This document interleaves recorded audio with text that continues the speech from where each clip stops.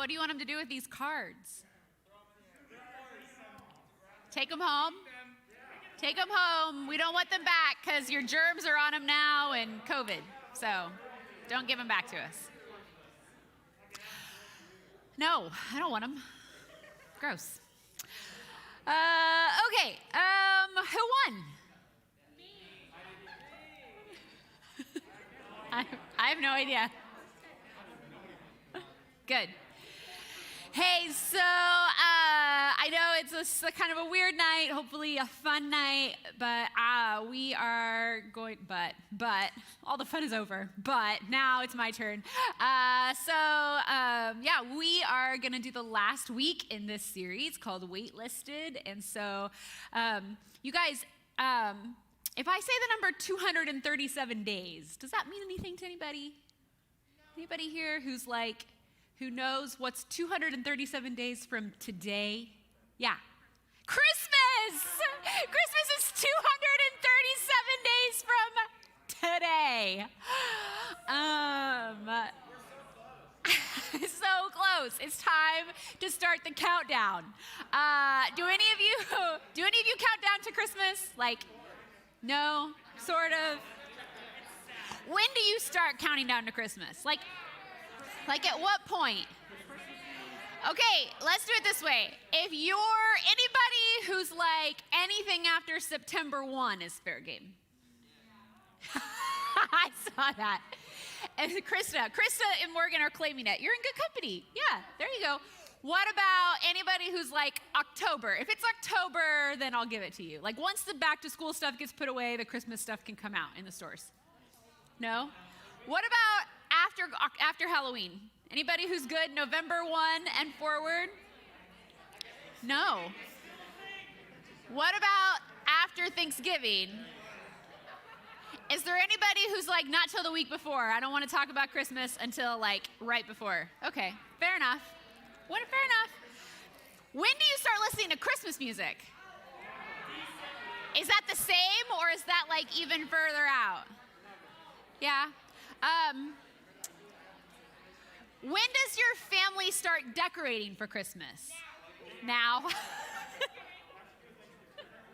So my birthday is December 1st, and my mom she goes to town on Christmas decorations in her house, and she always has. It's 110% every year.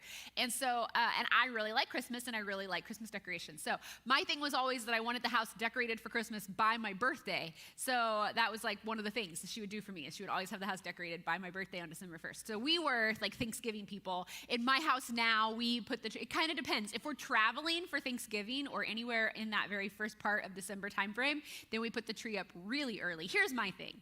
It's a lot of work to put up Christmas decorations just to turn around and take them back down again 2 weeks later. So I want them up, once they go up, I want them up for a while so that I can enjoy them before we take them down. So our tree in particular, we're usually putting up in the middle of November. What about, let's see, here's a poll, and this is a raise your hand. How about, I'll give you some levels because I want a sense of the spectrum of the room, okay? How much do you enjoy decorating for Christmas with your family? Like it's a family thing. So if decorating the tree together and cookies and the whole thing, if that's your jam, then I want you to stand on your chair. If what you would really prefer to have happen is for everybody to do it without you, then I want you to sit on the ground, and then you can do whatever, that's your spectrum. If the tree decorating is your favorite time of the year. Wow, some of you are lazy. Some of you are content for mom and dad to do it, and you just get to enjoy it. All right, good. Okay, you can sit back down.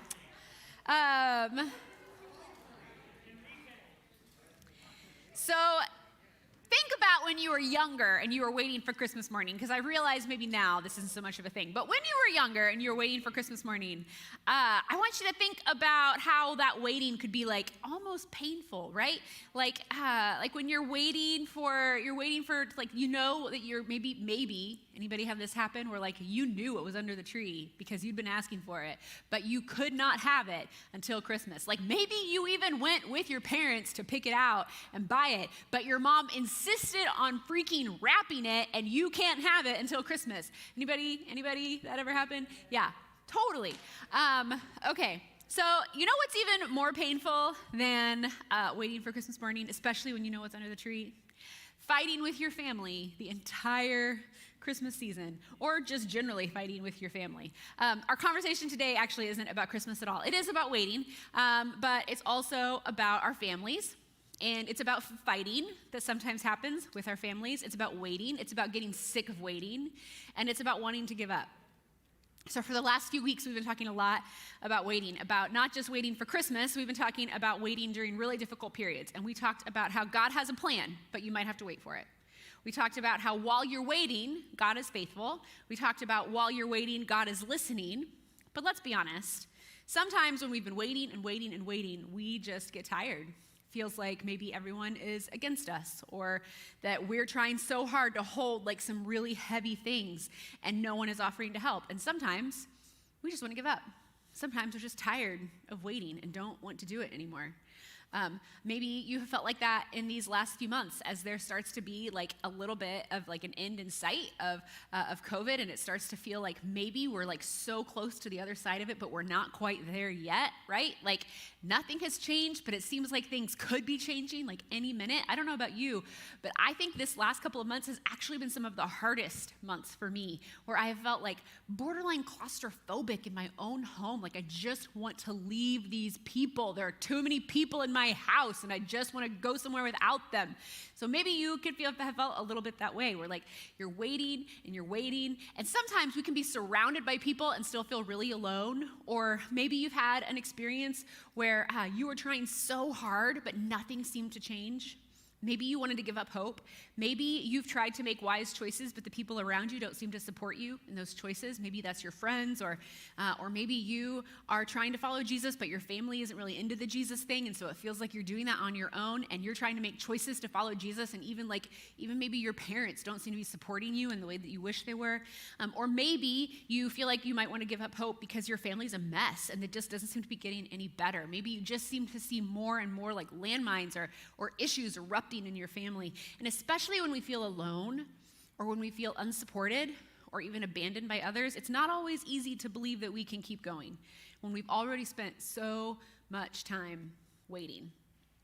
So there's someone in the Bible, in Scripture, who understands this. His name is Joseph, and he's a pretty important figure in the Old Testament of the Bible. And so we're going to just kind of take a look at his kind of the story of Joseph's life. Now, we talked about Joseph not that long ago. We spent a little bit of time talking about Joseph when he and Potiphar's wife. Do you guys remember that story? Some of you were here when we talked about that.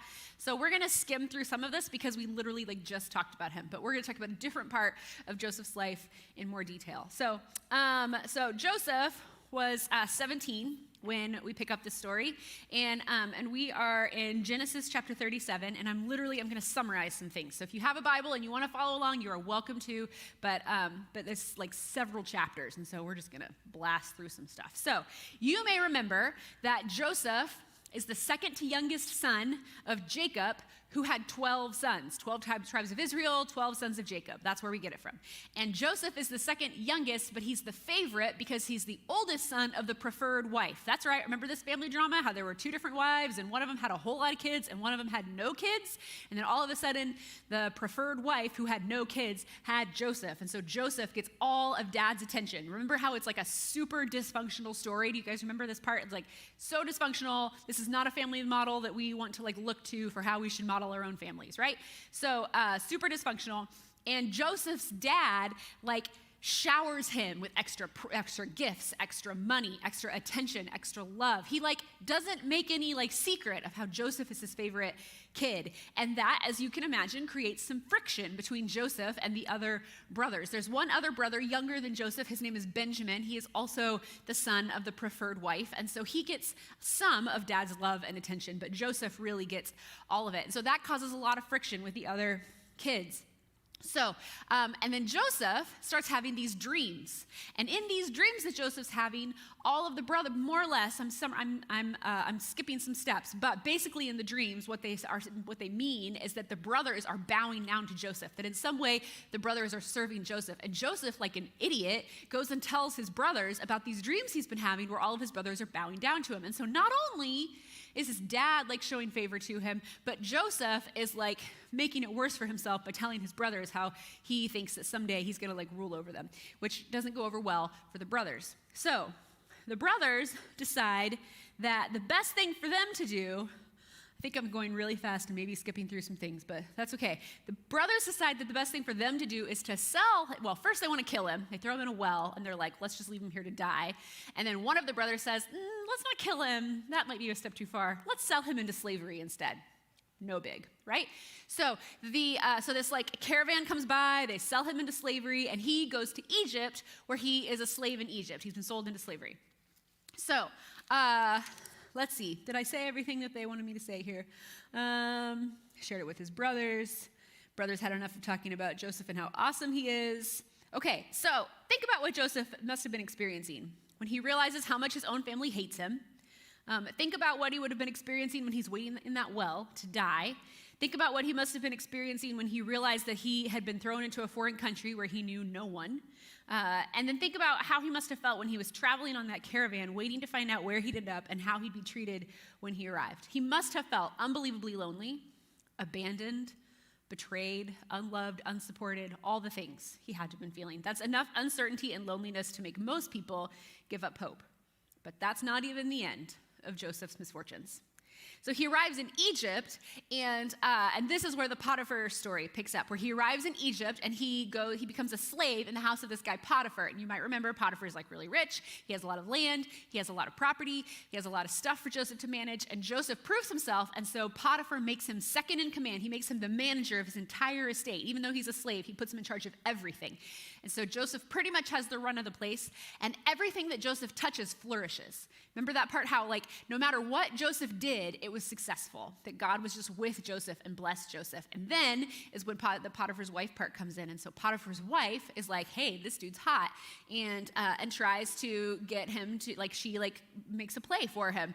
And Joseph doesn't go for that, but after like day after day after day of her like trying to get him to sleep with her, and she keeps refusing, and so she gets embarrassed, and she makes a really bad mistake. Like she does something really dumb, and she accuses him of raping her, and that puts Potiphar in a really bad situation to either, if he believes his wife, then he needs to have Joseph killed. If he doesn't believe his wife, then he still is in a position where he still has to do something about this guy. Like, it's still a problem. It's a problem for Potiphar no matter what. And so in order to protect his wife, the dignity of his wife, and his own reputation, I'm sure it was self-serving as well, instead of having Joseph killed, he has Joseph thrown into prison. And Joseph is forgotten about in this Egyptian prison, because there's no like due process. There's no like trial. He just gets thrown into prison, and it basically is thought that he's probably just gonna like rot there in prison for a really long time. So if you were Joseph, what would you do? Raise your hand if you would just give up hope. Like, that'd be it. I'm done. Maybe just die here. What if you think that you might resort to violence and start punching people? Anybody who thinks you might fight back? Punch someone? Yeah. Anybody who thinks that you would trust God in that situation? Yeah, I don't think I'm that good a Christian. I just don't. Anybody who's like, I don't know, Jess, I can't even imagine. I have no idea what I would do in that situation. Yeah, okay. So, this is still not the end of Joseph's misfortunes. So again, everything Joseph touches like flourishes. And so Joseph is in prison, but he's doing so much like good work. I don't remember what the work is that he's doing in prison. I'm sure it's in here somewhere. He's doing so much good work in prison that the guards like put him in charge of the other prisoners. And so he becomes like the head prisoner in prison. And so he lives in this prison for years. And then these two guys have dreams. Hang on, I don't want to go too far past my story here. Let me make sure, because there's part of it that I want to actually read. Chapter 39.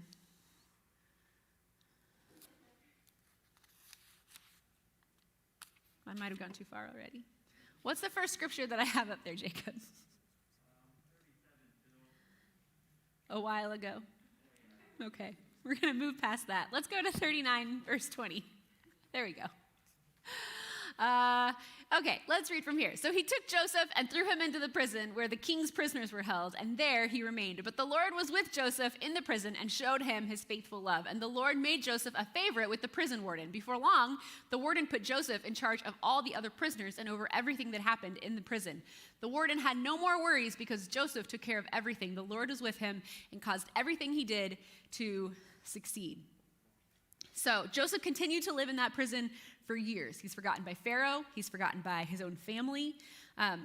Joseph had a chance at one point to be freed, but his opportunity was lost because he was again forgotten. He interpreted a couple of dreams for some people who said they would remember him when they got out, and they didn't, and he was forgotten again. I'm not going to tell you how the story ends for two reasons. I almost did. Did you catch that? Because I was ready to just keep going. But I'm not going to tell you how the story ends because you can read it for yourself in the book of Genesis. Start in chapter 39, verse 20, and you can read from there. I'm not going to tell you how the story ends because you can read it for yourself and because that's not the point of our conversation today. The point isn't the end of the story. The point is what we do when we're still in the middle of the story. Today we're talking about what to do when you're sitting in the dark, when you're waiting for help, when you're looking for hope, when you're uncertain about your future. When Joseph was in this position, he had every reason to give up and lose hope, but he didn't. Even though everything seemed to be going wrong, Joseph wasn't sure if he was ever going to make it out of prison alive. He didn't know if he was going to die there or not. He didn't know if God would ever fulfill that promise of making Joseph the ruler of a nation, but Joseph knew that God was still with him. And while he was waiting, God had a plan, God was faithful, and God was listening. That's what we talked about the last 3 weeks. In all that time, God never gave up on Joseph, so Joseph never gave up on God. And if you're waiting on God right now, what I want you to hear is don't give up. If you're waiting on God right now, don't give up, because God's not giving up on you either. Okay, easy for me to say, right? I'm not walking in your shoes. I'm not living your life. That sounds good, but how? How do I not give up? How do I find hope when things feel hopeless? How do I hang on when I feel like I'm all alone? I have 5 ideas for you tonight about how you can hang on to hope. How do you not give up? The first is this: talk to God and don't stop. Don't stop talking to God. When you're tired of talking to God, talk to God about how you're tired of talking to God. Don't stop talking to God. Like we talked about last week, tell God how you feel, what you're experiencing, ask for help to hold on. The second thing is this: talk to other people. Joseph may have been abandoned and alone, but you aren't. You are not in the bottom of a well waiting to die. You are not in a prison where everybody has abandoned you. You are here. You have people that want to support you, that want to love you, that want to come alongside of you. On top of your friends and family, this room is filled with people who you can talk to if you're overwhelmed or feeling hopeless. Let's talk about it. We're here to walk with you through it. Don't give up hope. Your story is not over yet. A third thing: remember, God is stronger than you think. When Joseph was in that well, he could never have guessed the opportunities that God was going to give him in Egypt. And when he was in that prison, he had no idea what God had in store for his future. When he was betrayed by his brothers, he could not have anticipated the way that God would one day restore his relationship to those exact same brothers. When those brothers were selling him into slavery, he never could have seen the ways that his dreams about them were eventually going to come true. God did all of those things and more, and that's the same God who's telling you right now, don't give up. God is stronger than you think. A fourth thing: you're stronger than you think. Remember that you are stronger than you think, that you're made in the image of God, that you're wonderfully created by a creator who designed you on purpose. What is it that we say around here all the time? That you were created on purpose for a purpose, that you are strong, you are capable, you are resilient, and when your strength fails, and it sometimes will, remember that in your weakness, God is strong on your behalf. I pray that every night over Ella before she goes to sleep. When I have this prayer that I kind of wrote for her, that I say the same prayer every single night, and one of the things I say is, God, help me to be the best mom I can be to her, and when I am weak, be strong for her. When I'm weak, God makes me strong. When you're weak, that's when God shows up to remind you that God is strong. And then the fifth thing is this: choose hope. Hope isn't just something that happens to us. We don't just magically feel hope. In many ways, it's something that we can choose. We can choose hope. We can choose hope when to fill our minds with what's good and true and lovely. We choose hope when we choose to talk about our struggles rather than trying to handle them alone. We choose hope when we tell God how much we need help, when we accept the help that's being offered to us. We choose hope when we decide not to give up, no matter what. So don't give up. When you're waiting, we can't give up. So what are you waiting for? And how will you not give up? Are you going to talk to God? Are you going to talk to someone you trust? Are you going to remind yourself of God's strength or of your own strength? Or will you choose hope? Any one of those things, hopefully all of those things, no matter how different our situations are right now, we can all do something to choose hope, to choose trust, to choose perseverance. I hope tonight that you'll spend maybe some time reflecting on that, maybe praying, maybe deciding what your next steps should be. So as we close the series, I really hope that you'll find in the stories we shared about these men and women who waited on God. Remember Abraham and Sarah, who reminded us that God has a plan, but we might have to wait for it. I hope that you remember Paul and Silas, who taught us that while we're waiting, God is faithful. I hope that you'll remember David, who told us that while we're waiting, God is listening. And I hope you remember Joseph, who taught us that while we're waiting, we can't give up, because God hasn't given up on us. So no matter what you're waiting for tonight, keep going, because God's not finished yet. If you're not dead, then God's not done. Let me pray for you. God, thanks so much for this time together. Thanks for the fun that we got to have together. Thank you for the stories. Thank you for the stories that we have in our Bible that tell us about the good things about the people of God and about the bad things about the people of God. God, may we find hope in all of the stories. May each story teach us something about you and about how you are faithful to us and about the kind of people that you want us to be. God, tonight, if there's anybody in this room who right now in these moments is just in a season where they are thinking about giving up, whatever that means, I just pray, God, that they would choose hope, that they would remember that you're not done. If they're still here, you're not done. And God, in a room this size, statistics tell me that there is at least one or more students who is at a place in their lives, whether they're in the room or watching online, that is maybe thinking that they're done, that they've given up hope in a more permanent way. God, we don't want to flinch away from the statistics about suicide. And so I particularly just want to pray for those students. You know who they are in this room, who are currently thinking about or have recently thought about that in whatever way it looks in their lives. God, I just pray that you would whisper in their ear tonight, I'm not done with you yet. Your story is not over. Do not give up. And God, I pray that they would take the extraordinarily brave and courageous step to tell somebody that they've been thinking that, so that we could come alongside of them and be the people that help them feel less abandoned, less alone. God, I entrust every one of these students, every person who can hear my voice right now. I trust you with them. I know that you have a plan and a purpose for their lives. I can't wait to see what it is so that we can celebrate it together. Love you, Jesus. In your name we pray. Amen.